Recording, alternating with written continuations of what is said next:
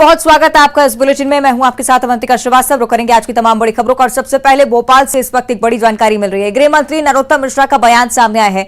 HUT के गिरफ्तार आरोपियों पर गृह मंत्री ने अपनी प्रतिक्रिया साफ की है। जिहादी कॉकरोचों के लिए पेस्टिसाइड का काम सरकार कर रही है, किसी को भी बख्शा नहीं जाएगा। गृह मंत्री ने कहा है 16 गिरफ्तार आरोपियों में से 7 आरोपियों के धर्मांतरण की बात भी सामने आई है। कुछ युवक हिंदू से मुस्लिम बने, युवतियों को लव जिहाद में फंसाकर मुस्लिम बनाया गया। देश विरोधी गतिविधियों में शामिल रहे हैं लोग और आरोपियों पर कार्रवाई हो रही है। इस बात का आश्वासन लगातार गृह मंत्री दे रहे हैं। पहले जेएमबी, फिर पीएफआई और अब हिज्ब उत तहरीर के सदस्यों पर कार्रवाई हो रही है। हिंदू बेटियों का ब्रेन वॉश किया जा रहा है। गृह मंत्री ये बात कह रहे हैं, शादी करने के बाद लड़कियों को मुस्लिम बनाया जाता है। एमपी में कोई साजिश नहीं चलने दी जाएगी, इस बात का भरोसा भी उन्होंने दिया है।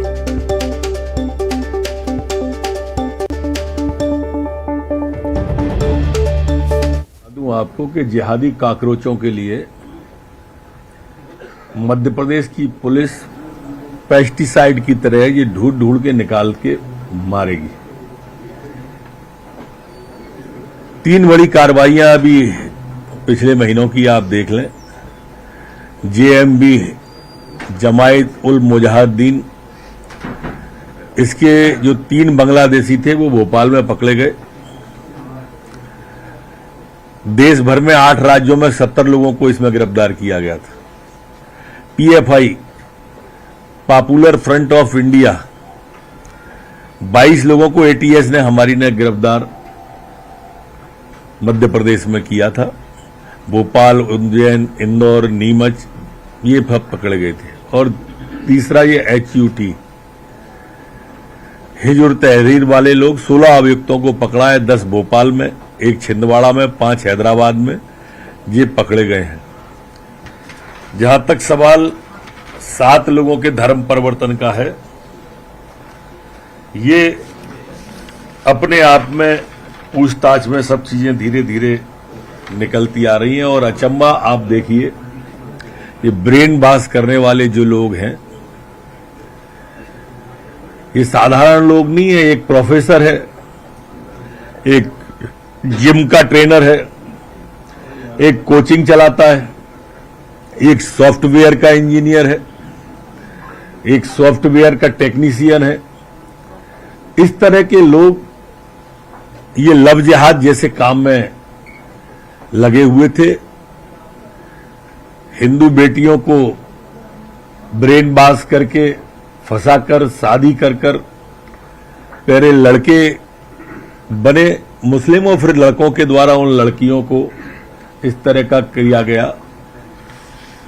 मध्य प्रदेश के अंदर ऐसा कोई भी इनका षड्यंत्र चलने नहीं दिया जाएगा। एक बात और मैं इस बारे में कहना चाहता हूं कि जो लोग द केरला स्टोरी पर विवाद उठा रहे हैं, आपने उनमें से किसी एक आदमी को एचयूटी पर बोलते सुना क्या? नहीं सुना होगा। जो लोग राम मंदिर पर उठाते हैं विवाद, उनको कभी पीएफआई पर बोलते सुना क्या? पीएफआई की निंदा कर रहे हैं, एचयूटी की निंदा कर रहे हैं, आतंकवाद की या धर्म परिवर्तन की निंदा कर रहे हैं। आपने सुना ही नहीं होगा कि इस तरह के कर रहे हैं। चूड़ी वाले पर मारपीट पर तो मॉब लिंचिंग किया, विवाद उठाया, लेकिन धर्मांतरण पर एक शब्द बोले क्या? नहीं बोल रहे हैं। इससे इनकी दोहरी नीति और इनका जो तुष्टीकरण की नीति है वो साफ। चलिए और ज्यादा चर्चा इस पर हम करेंगे। सहयोगी शैलेंद्र भदौरिया भोपाल से हमारे साथ लाइव जुटे हैं। शैलेंद्र, जिहादी कॉकरोचों के लिए पुलिस पेस्टिसाइड, ये बात गृह मंत्री ने कह दिया, भरोसा भी दिया है कि चलने नहीं देंगे ये खेल, लेकिन जो जमीनी स्तर पर एचयूटी को लेकर खुलासे हुए हैं वो निश्चित तौर पर गंभीर है। बिल्कुल आपने ठीक कहा कि जो खुलासे अब धीरे धीरे हो रहे हैं वो बेहद ही चौंकाने वाले हैं, क्योंकि जिस तरीके से ये बात निकलकर सामने आई है कि जो 16 जो जिहादी हैं जो गिरफ्तार हुए हैं, हाल ही में इनको एनआईए और एटीएस ने गिरफ्त में लिया है, उसमें से 7 लोग जो है धर्म परिवर्तन करके मुस्लिम बने हैं। और सबसे बड़ी व चौंकाने वाली बात यह है कि पहले युवक हिंदू से मुस्लिम बने, फिर उन्हीं युवकों के द्वारा हिंदू युवतियों को लव जिहाद में फंसाया गया और उसके बाद उनका धर्मांतरण कराया गया। उसके साथ ही न केवल धर्मांतरण कराया गया बल्कि आतंकी आतंकी गतिविधियों में उनको संलिप्त किया गया। और जिस तरीके से ये बात निकलकर सामने आ रही है कि कॉलेज के प्रोफेसर से लेकर IT एक्सपर्ट तक जो है वो इस पूरे तार उनके जुड़े हुए हैं, यानी ये पूरा जो नेक्सस है एक बड़ा लंबा नेक्सस है। जिस तरीके से एक आरोपी के बारे में ये जानकारी लगी है जो भोपाल के बैरसिया का रहने वाला है और ये हैदराबाद में ओवैसी के कॉलेज में प्रोफेसर का 3 साल से पढ़ा रहा था। तो ये कहीं ना कहीं बेहद चौंका देने वाला है और यही कारण है कि मध्य प्रदेश के मुख्यमंत्री जो गृह मंत्री हैं नरोत्तम मिश्रा, उन्होंने साफ तौर पर यह कहा है कि जो जिहादी कॉकरोच है इनके लिए पेस्टिसाइड का काम जो है वो मध्य प्रदेश सरकार करेगी।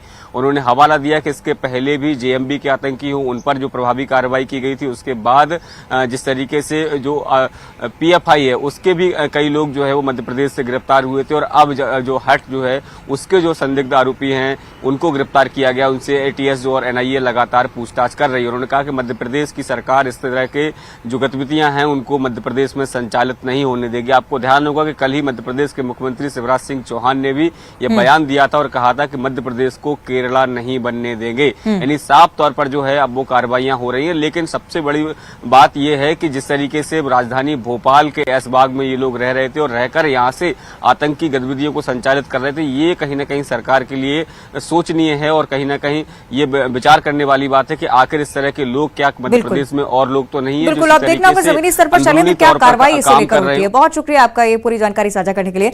आगे बढ़ते हैं, उज्जैन से एक बड़ी खबर सामने आ रही है। 24,000 किलो का नकली मावा जब्त किया गया है। लगभग 61 लाख की कीमत का ये मावा है। खाद्य सुरक्षा विभाग की टीम ने छापामार कार्रवाई की और उसके बाद इस पूरे मामले का खुलासा हुआ है। 2 दिन तक लगातार छापेमारी में नकली मावा पाया गया है। 24,000 किलो नकली मावा जिसका खुलासा खाद्य विभाग की तरफ से 2 दिनों तक की कार्रवाई चली और उसके बाद ये सफलता हासिल हुई है। 61 लाख रुपए जिसकी कीमत आंकी जा रही है।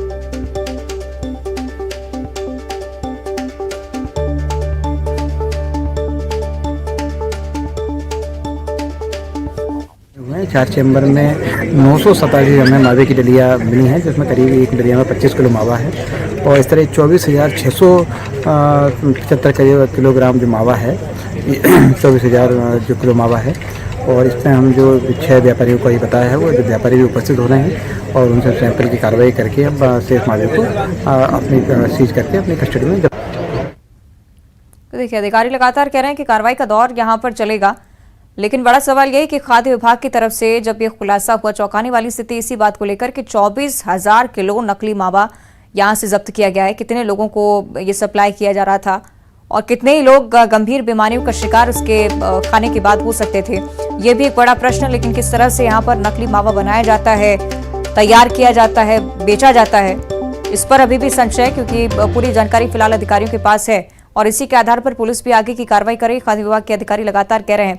इसी तरह की छापेमार कार्रवाई उज्जैन में पहले भी हो चुकी है। पहले भी नकली घी, तेल और त्योहारों के आसपास इस तरह की कार्रवाई होती है, उस दौरान बड़ी मात्रा में खुलासा होता है। लेकिन इस बार क्वांटिटी बहुत ज्यादा, 24,000 किलो मावा एक ही जगह से जब्त किया गया। 61 लाख रुपए जिसकी कीमत बताई जा रही है।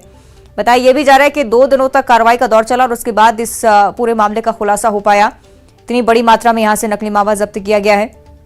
लोगों को लगातार उसका शिकार बनाया जाता है। लोग जब इस तरह की चीजों को खाते हैं तो उसके बाद तबीयत खराब होती है, बीमारियां पैदा होती हैं और उसके बाद इस पूरे मामले पर से पर्दा होता है कि कैसे खाद्य सामग्री को लेकर मिलावट जमीनी स्तर पर की जा रही है। सहयोगी अजय पटवा हमारे साथ लाइव जुड़ रहे हैं, उनका हम रुख कर लेते हैं। अजय, 24,000 किलो नकली मावा, बहुत ज्यादा क्वांटिटी, क्या कुछ आशंका है इस पूरे मामले को लेकर अभी तक?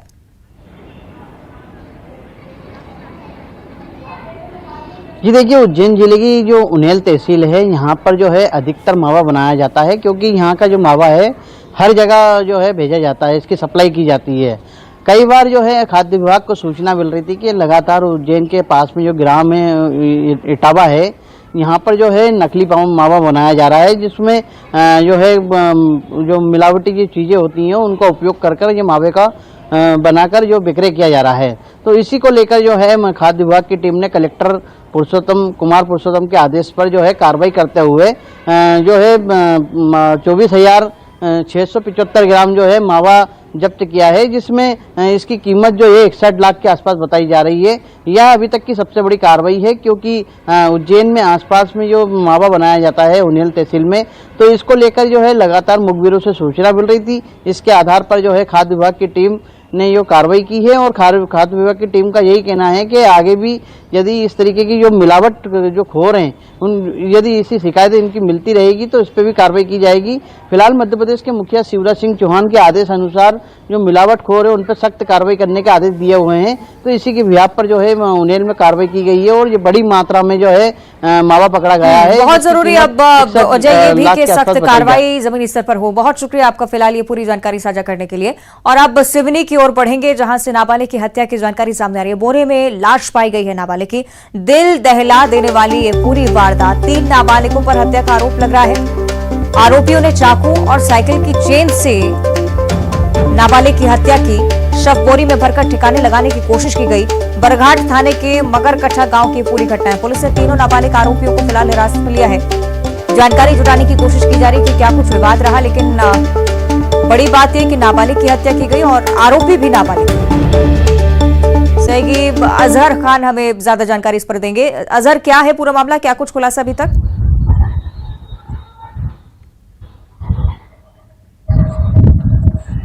देखिए, कल शाम को जो नाबालिग बच्चा है उसकी बोरी में एक लाश मिली थी, जहां उसका मकान है उसी के आसपास एक बोरी पाई गई थी जिसमें उसका शव बरामद हुआ था। पुलिस ने प्रारंभिक जब जांच शुरू की तो बेहद ही चौंकाने वाली इस वारदात के पीछे जो सच्चाई निकल के आई है, कहीं ना कहीं वाकई चौंकाने वाली है। इस बच्चे की जिस तरीके से हत्या की गई, काफी निर्मम रूप से हत्या की गई है। बच्चे के शरीर में चाकू के कई निशान मिले हैं और जो साइकिल की चेन होती है उससे उसका गला घोट कर उसको मारा गया है। फिलहाल प्रारंभिक जो जानकारी पुलिस जो निकल के सामने जो पूछताछ हुई है आरोपियों से और जो संदेही जो गिरफ्तार जिनको हिरासत में पुलिस ने लिया है, तो कहीं ना कहीं प्रारंभिक जो जानकारी सामने आ रही है किसी छेड़खानी बच्ची के साथ करने की वजह से हत्या की पूरी वारदात को अंजाम दिया। लेकिन पुलिस ये स्पष्ट नहीं कर पा रही है कि अभी भी, क्योंकि जो बच्चा जिसकी मौत हुई है उसकी करीब उम्र 12 साल है और जो आरोपी है तीनों संदेही उनकी भी करीब 12-14 साल उम्र है। तो ये पूरी निर्मम हत्या की वारदात को पीछे अंजाम देने के बीच कहीं ना पुलिस भी हैरान है। इसलिए पुलिस जब तक पूरी स्पष्ट बात सामने नहीं हो रही उसके बाद ही कुछ हत्या की वजहों को स्पष्ट करने की बात कर रही है।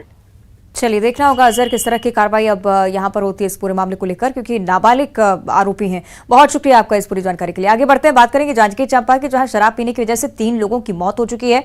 शराब में जहर मिले होने की आशंका पाई गई है। मृतक में एक सेना का जवान भी शामिल है। बहुत गंभीर घटना छत्तीसगढ़ के लिहाज से। एक मृतक कोरबा के प्लांट में काम कर रहा था। मृतक जवान की 2 दिन पहले ही शादी हुई थी। 2 दिन पहले शादी हुई और आज रिसेप्शन भी था। नवागढ़ के रोगदा गांव का यह पूरा मामला है। पुलिस हालांकि इस पूरे मामले की जांच की जा रही है। प्रथम दृष्टया यही पाया गया है कि इस शराब में जहर मिला हुआ था और उस वजह से तीनों की मौत हो गई। जहरीली शराब पीने की वजह से मौत का ये मामला सामने आया है। 3 लोगों की जान जा चुकी है। शराब पीने के बाद तीनों बेहोश होकर गिर गए, जिनमें से एक सेना का जवान भी शामिल था। 2 दिन पहले ही जवान की शादी हुई थी, आज रिसेप्शन था, लेकिन उससे पहले ये घटना, तीनों ने ही जहरीली शराब पीने के बाद दम तोड़ दिया।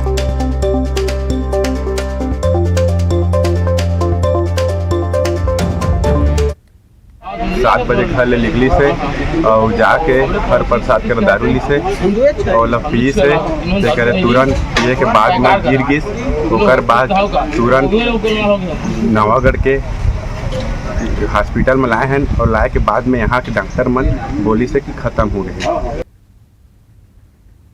तो आपने सुनी पूरी घटना, किस तरह से मौके पर जैसे ही तीनों ने शराब पी उसके बाद बेहोश हो गए और फिर जैसे ही अस्पताल उन्हें लेकर पहुंचे डॉक्टर्स ने मृत घोषित कर दिया। गंभीर मामला, चिंताजनक मामला। जांजगीर चांपा से पूरी जानकारी। शराब पीने की वजह से 3 लोगों की मौत हो चुकी है, जिनमें से एक सेना का जवान भी शामिल था। 2 दिन पहले ही शादी हुई थी, आज रिसेप्शन का कार्यक्रम था, लेकिन उससे पहले ही ये घटना हुई, जवान की जान चली गई। और इसी मामले को लेकर सियासत भी अब शुरू हो गई है। बीजेपी नेता अनुराग अग्रवाल का बयान इसे लेकर सामने आया है। अवैध शराब से ग्रामीणों की मौत हुई है। बीजेपी की तरफ से कहा गया पूरे प्रदेश में अवैध शराब और बिना होलोग्राम की शराब बिक रही है। अवैध शराब की बात नेता प्रतिपक्ष ने विधानसभा में भी उठाई थी। ये भी बताया जा रहा है कि इतनी बार विपक्ष की तरफ से मुद्दा उठाने के बाद भी इस तरह से बिक्री लगातार चल रही है। बिना होलोग्राम के शराब पीने से एक सेना के जवान, किसान सहित 3 युवकों की मौत हो गई है।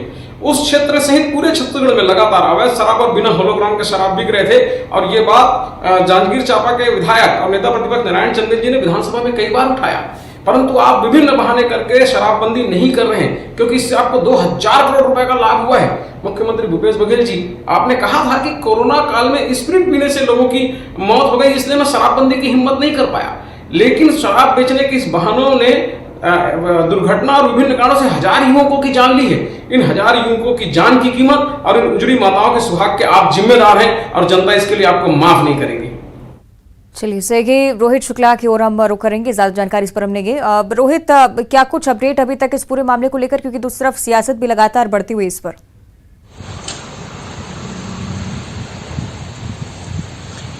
जीवंतिका, देखिए इसे लेकर के जमकर सियासत हो रही है, क्योंकि नेता प्रतिपक्ष नारायण चंदेल जो है वो जांजगीर चांपा जिले से है और अब उनके ही गृह जिले में इस तरीके से घटना हुई है। और ये पहला कोई घटना नहीं है, इससे पहले भी जो है पामगढ़ में जहरीली शराब पीने से मौत हुई थी, इससे पहले भी बलौदा थाना क्षेत्र में भी जहरीली शराब पीने से मौत हुई थी। और अब यह जिले के लिए अगर हम बोले तो एक बड़ी घटना है जिसमें 3 लोगों की मौत हो गई है। और इसमें जो सेना का जवान था नंद लाल कश्यप, उसकी 2 दिन पहले शादी हुई थी और आज जो है उसकी रिसेप्शन होनी थी। तो ये एक दुखद घटना है। और इसमें जो किसान है परस साहू, उनके पुत्र के द्वारा ये बताया गया है कि कोई हरप्रसाद साहू नाम का जो शराब बेचने वाला था, उससे उन्होंने शराब खरीदी थी और उसे पीने के बाद जो है ये घटना हुआ है। हालांकि इस घटना में एक दुखद यह भी है कि एक मजदूर है सतीश कश्यप, जो कोरबा के पावर प्लांट में काम करता था, उसकी भी मौत हो गई है। तो ये बोला जा सकता है कि ये दुखद घटना है और इसे लेकर के क्षेत्र में काफी जो है लोगों में आक्रोश भी देखा जा रहा है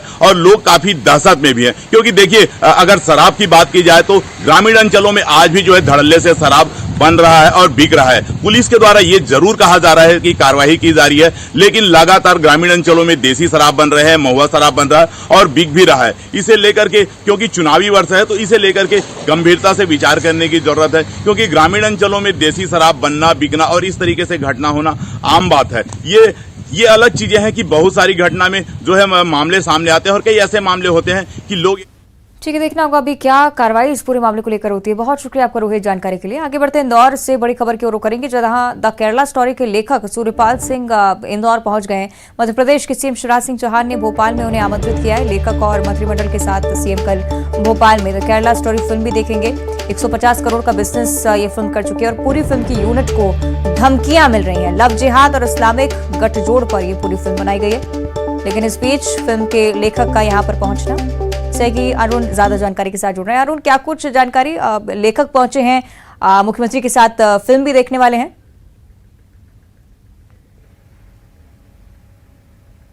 बिल्कुल, देखिए देश भर में चर्चित द केरला स्टोरी के लेखक सूर्यपाल सिंह इंदौर पहुंचे और इंदौर संभाग के वो धार जिले के रहने वाले हैं। ये फिल्म न केवल देश बल्कि विदेशों में भी पहुंच गई है और अच्छा बिजनेस कर रही है। इनका कहना है कि अभी तक 150 करोड़ का ये बिजनेस कर चुकी है। 4 राज्य हैं जहां इसको टैक्स फ्री किया गया है, उसमें मध्य प्रदेश, उत्तर प्रदेश, हरियाणा के साथ ही 4 राज्यों में इसको टैक्स फ्री किया गया है। सूर्यपाल सिंह खुद मेरे साथ हैं। जी बताइए, किस तरह की ये फिल्म है, आपको इसको लिखने में कितना वक्त लगा? जी नमस्कार। ये फिल्म काफ़ी चर्चित हो चुकी है। यह फिल्म एक सामाजिक फिल्म है, लोगों में चेतना ला रही है, लोग काफ़ी पसंद कर रहे हैं। मुझे बड़ी खुशी है कि कुछ राज्यों ने इसे टैक्स फ्री किया। मेरा खुद का जो राज्य है मध्य प्रदेश, उसने भी इसे टैक्स फ्री किया है। मैं मुख्यमंत्री जी का आभार व्यक्त करता हूँ। और ये फिल्म लिखने में काफ़ी वक्त लगा। ये फिल्म की जो कहानी है वो मेरे डायरेक्टर सुदीप्तो सेन सर की है। उन्होंने काफ़ी रिसर्च किया, 4-5 साल का रिसर्च है उनका फिल्म के पहले का है, जो उन्होंने केरल में सब जितनी भी पीड़िताएं थी, उनके माता पिता, उनके इंटरव्यूज और उनके जो भी तथ्य थे, उन्होंने प्रमाणिक तथ्य सब इकट्ठा करके एक डॉक्यूमेंट्री भी बनाई थी। उसके बाद जब इसको फिल्म का रूप देने की बात आई तो उन्होंने फिर मुझसे संपर्क किया और मैंने सारी जो एविडेंस वगैरह जो भी उन्होंने प्रोवाइड करे थे सब देखने के बाद जब मैं संतुष्ट हुआ तो मैंने कहा ठीक है, अब मैं इस फिल्म आपके साथ करने के लिए तैयार हूँ। 3 साल पहले जो है इसकी पटकथा लिखने का काम शुरू हुआ और ये जो है 2 साल में हमारा काम लिखने का कंप्लीट हुआ और फिर 1 साल में फिल्म की शूट कंप्लीट। अच्छा, लव जिहाद और इस्लामिक आतंकवाद के गठजोड़ पर एक फिल्म बनी है। लव जिहाद जो शब्द है वो कहाँ से आपको आया? ये अमूमन भ्रांति है कि लव जिहाद शब्द जो है वो किसी जो संघ या बीजेपी या ऐसे किसी लोगों का दिया हुआ शब्द है। लेकिन आपको ये जानकर आश्चर्य होगा कि लव जिहाद शब्द आप देखेंगे तो ये केरल हाईकोर्ट का ही दिया हुआ शब्द है, और उससे भी पहले ये वहाँ के एक चर्च के पादरी का दिया हुआ शब्द है, क्योंकि सबसे पहले जो ये धर्मांतरण का मुद्दा उठा था वो क्रिश्चियन कम्युनिटी से ही उठा था कि क्रिश्चियन लड़कियां जो है उन्हें भेला फुसला कर बरगला कर जो है क्रिश्चियन से इस्लाम में कन्वर्ट किया जा रहा है, और उन्हीं ने ही सबसे पहले जो है इसकी रिपोर्ट भी लिखाई थी। तो ये आज नहीं, आज से कई साल पहले, दशक भर पहले की बात बता रहा हूं मैं आपको, तब ये लव जिहाद शब्द चर्चा में आया था और तब से ये आज तक प्रासंगिक है। लेकिन अब जो है ये सिर्फ उस जगह भर का नहीं रहा, पूरे भारत या भारत के बाहर भी जो है इस विषय पर चर्चा होने लगी है। अच्छा, पूरी यूनिट को धमकियां भी मिल रही हैं? जी हाँ, हमारे डायरेक्टर, प्रोड्यूसर, एक्ट्रेस, जितने भी लीड लोग हैं उन सबको जो है धमकियां तो मिल रही है, मिलती भी है, वो हम नहीं कह सकते कि कहां से। जैसे हमारी फिल्म की पायरेसी जो है वो काफी स्तर पर हुई, कई जगह से उसे पायरेट करके लोगों ने चलाया भी से, हमने रोकने की कोशिश करी, फिर भी इतना बड़ा तंत्र है कि हम कहां से उन्हें पकड़े। अच्छा, 32,000 लड़कियों ने धर्म परिवर्तन किया और वो ISI के पास पहुंची, इस बात का भी वो जिक्र करें। आप बातचीत जारी रखिएगा, लेकिन खास अवसर उनके लिए ये भी कि आज मुख्यमंत्री उनके साथ ये फिल्म देखने वाले हैं। आगे बढ़ते हैं और बात राजधानी भोपाल की करेंगे, जहां पर एक बार फिर से बाघ का मूवमेंट देखने को मिला है। जानकारी के अनुसार भोपाल के कलियासौत इलाके के आसपास बाघ के शावक सड़क पर घूमते हुए नजर आ रहे हैं। आपको यह भी बताया कि सड़क किनारे 3 शावकों की चहलकदमी देखने को मिली है और किसी राहगीर ने इन तीनों शावकों को अपने कैमरे में कैद कर लिया। तस्वीरें आपको हम दिखा रहे हैं, तस्वीरें सोशल मीडिया पर भी लगातार वायरल हो रही हैं। राजधानी भोपाल के कलियासौत क्षेत्र की ये तस्वीरें, 3 शावक चहलकदमी करते हुए नजर आए। हालांकि वन विभाग को इस ओर सूचित किया गया है, लगातार कोशिश की जा रही है, ट्रैप कैमरे के जरिए विजुअल्स भी खंगाले जा रहे हैं। और बुलेटिन में फिलहाल इतना ही, देखते रहिए न्यूज़ 18।